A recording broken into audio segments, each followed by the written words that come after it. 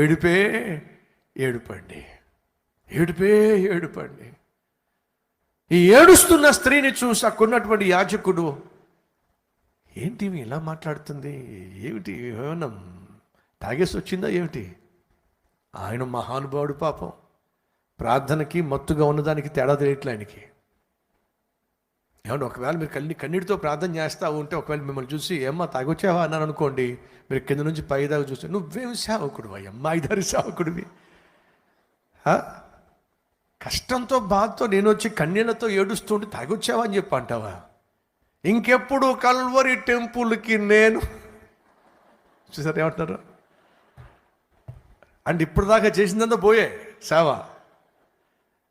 కానీ దయచేసి వినండి, ఆ రోజు అక్కడ ఉన్నటువంటి హన్న మీ టైపు కాదు. ఇందాక మీరేమన్నారు, రానున్నారు కదా, ఆమె మీ టైపు కాదు.